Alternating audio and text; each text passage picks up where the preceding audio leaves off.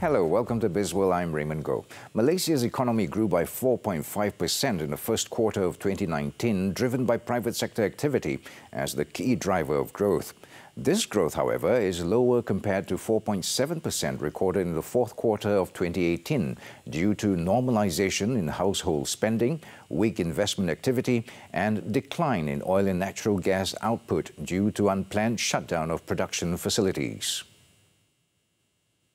Growth was supported by a strong recovery in the agriculture sector, which grew by 5.6%, as opposed to a contraction of 0.1% in the fourth quarter of last year.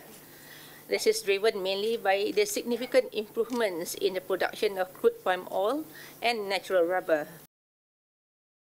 It is understood that the headline inflation increased to 0.2% in March. Foreign direct investments improved under the period, amounting to 21.7 billion ringgit versus 12.9 billion for the fourth quarter of 2018. Japan, Austria and Hong Kong were the largest contributors of FDIs. For the period under review, services sector went up by 6.4%, while manufacturing sector grew 4.2%. Mining and quarrying dipped 2.1%, while construction inched 0.3% versus 2.6% growth recorded in the last quarter of 2018.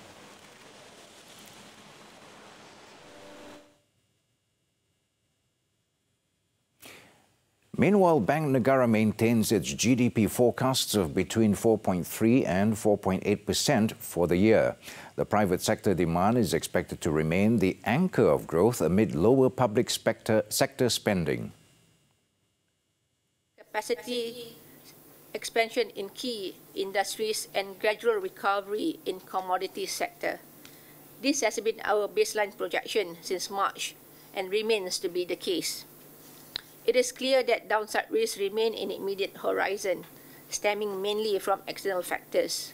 We will continue to monitor this risk and its implications on overall growth trajectory.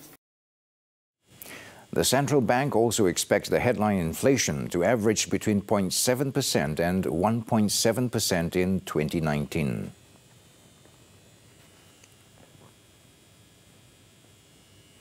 To enhance market access and liquidity, the central bank has also announced 6 new initiatives to deepen the country's financial market. Among the measures are to increase repo market liquidity and flexibility, enhancement to the Malaysian government securities futures market, greater flexibility to manage forex risks, plus simplifying forex trade and documentation process, and improve ringgit liquidity beyond local trading hours. So I'm sure that you're asking whether all these measures are in response to the FTSE Russell measure that they may exclude Malaysia from the Week B index. Yes, this would partly address some of the reasons for the downgrade of Malaysian bond, and this will enhance the accessibility of the investors to the onshore hedging program. The central bank is working with Securities Commission Malaysia, Bursa Malaysia and key market players to enhance the delivery mechanisms for MGS futures settlements to further develop an effective hedging platform for investors. While for the forex market, Bank Negara is expanding its dynamic hedging program to include trust banks and global custodians.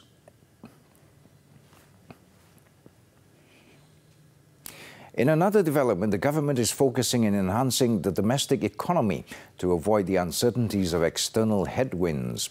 According to the Minister of Economic Affairs, Datuk Sri Muhammad Azmin Ali, the revival of postponed projects such as Bandar Malaysia and the East Coast Rail Link ECRL will be sped up. In a statement today, he said the revised forecast of economic growth and a slower global trade this year are expected to influence the economic growth in Malaysia. In supporting the economy growth as well as ensuring the well-being of the people, the government is allocating some 54.7 billion ringgit for development expenditure in 2019. The allocation will be used for the development of 3,700 projects, including schools, hospitals and roads, as well as infrastructure facilities.